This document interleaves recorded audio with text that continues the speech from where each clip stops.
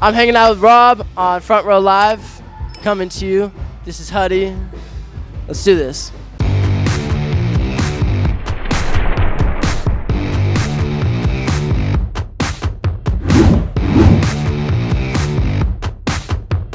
What's up, guys? Rob here, Front Row Live Entertainment. Finally hanging out with Huddy. I've been trying to get with you for some time, and I'm so excited that the time is now.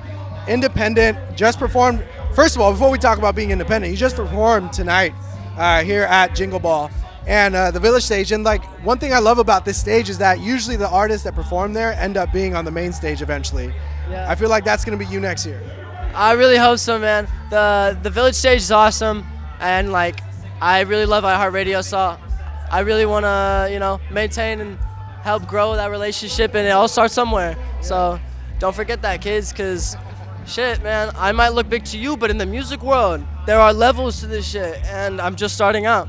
So I'm happy to be here. What kind of a reality has that been for you, like realizing like how big this industry is, even though, social media-wise, it's like different compared to like being the new artist, but what has that been like for you? Like a fish in the sea, if I could describe it perfectly. That's a good way to say it. Small fish, big ocean. Yeah. So now you are independent now, and that must feel amazing because you get to create what you want to create. I feel like for a lot of artists, like that's such a big stepping stone. Right now, your most recent single, you worked with Erik Ron, one of my favorite producers. Really? So I want to know like what that vibe was like in the studio with Erik Ron. That was literally my first time in the studio with Erik Ron.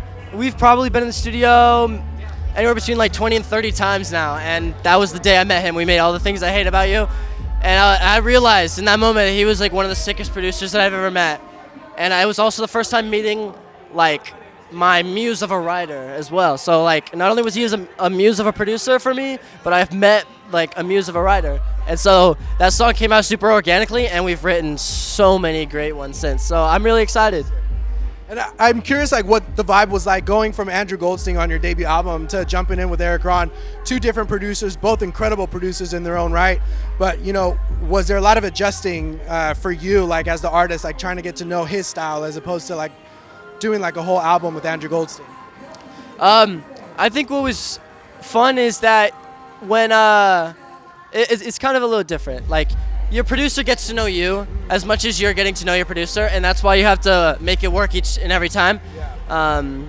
You just have to put both of your best interests together and really try to make a product that feels like it appeals to you, to everyone, and to a producer, an A+ song. Now, you mentioned Erik Ron is like you found your muse in writing as well. Like, how has he helped you become a better songwriter this time around, especially after having so many different sessions with him moving forward? He hears every little thing.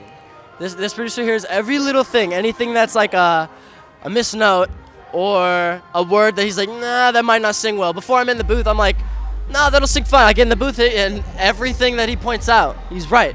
So I trust him, and he also trusts me, which is a great relationship to have. You guys are just both like spewing out ideas, and they're always like gold. And it keeps just working. So me and him have been having so much fun with it.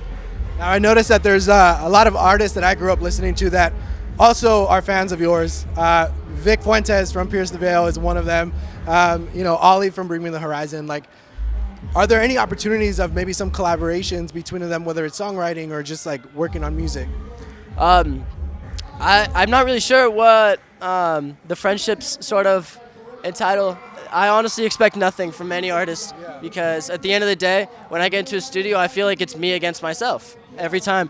And like collaboration, stuff like that, that's just for fun. And doing stuff like that, bringing great artists together and great minds together is always like an amazing moment.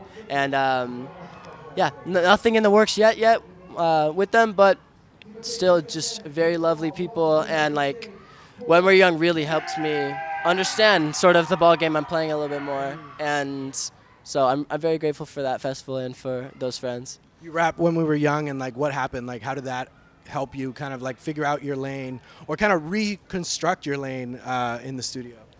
Watching other artists, I think, is my favorite thing to do. It's like a hidden thing about me. I will watch live performances, whether they're on YouTube and they're old as hell, or if I'm watching you live then and there, if there are little things that you do that I think are appealing to my brain, I will take that and put my own spin on it when I do my live shows. I'll watch the way people move their feet, the way people jump when they jump, like the way they just like use all of their aggression and energy and leave it on a stage is like something that's so important for an artist to like really show the energy of what each and every song is to a live viewer.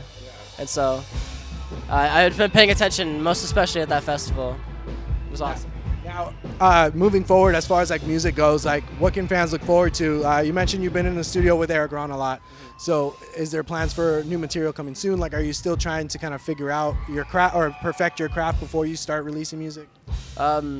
Yeah, I've spent pretty much this entire year just making tons and tons of music that I'm getting prepared to release next year. And all I can say is that